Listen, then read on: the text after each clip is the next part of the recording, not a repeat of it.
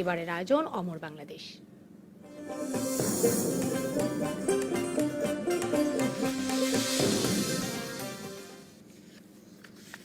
ইতিহাস আর ঐতিহ্যের পীঠ স্থান পাবনা।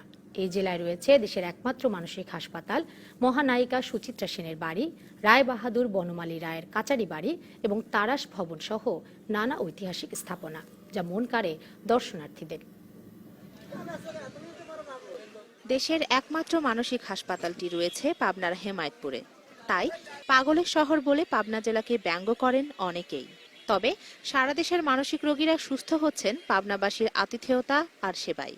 এছাড়া হেমায়েতপুরে রয়েছে সনাতন ধর্মাবলম্বীদের তীর্থভূমি ঠাকুর অনুকূল চন্দ্রের সৎসঙ্গ আশ্রম। পদ্মা নদীর তীরে প্রকৃতির কোলে প্রাণ জুড়াতে দেশ বিদেশের দর্শনার্থীরা ভিড় করেন এখানে। সব মিলিয়ে ভালো লাগছে, খুব স্ট্যান্ডার্ড একটা জায়গা আমাদের জন্য। যে প্রাকৃতিক পরিবেশের যে একটা সম্পদ, এখানে আসলে না বোঝা যেত না। পরিবেশটা অনেক ভালো, এখানে ঘুরতে এসে আমরা অনেক কিছু জানতে পারছি, শিখতে পারছি, দেখছি। অনেক সুন্দর আশ্রম দেখতে, অনেক গল্প শুনছি, ভালো ফ্যামিলি সবাই আইছে দেখতেছি।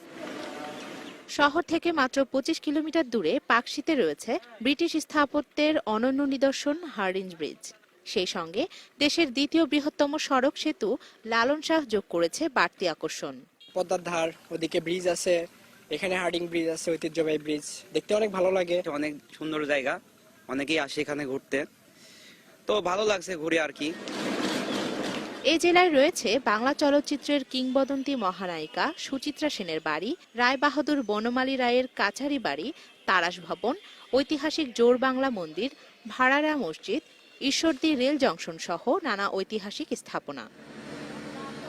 পর্যটকদের আতিথেয়তা দিতে জেলা শহরে গড়ে উঠেছে বেশ কিছু উন্নতমানের রিসোর্ট ও হোটেল। দেশি বিদেশি পর্যটকরা এখানে এখন বর্তমানে অনেক আনাগোনা শুরু হয়েছে এবং এর প্রশাসনের নিরাপত্তা রয়েছে, আরো যাতে নিরাপত্তা বৃদ্ধি করা হয়।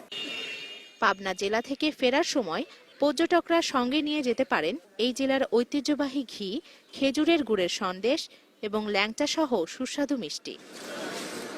DBC news desk.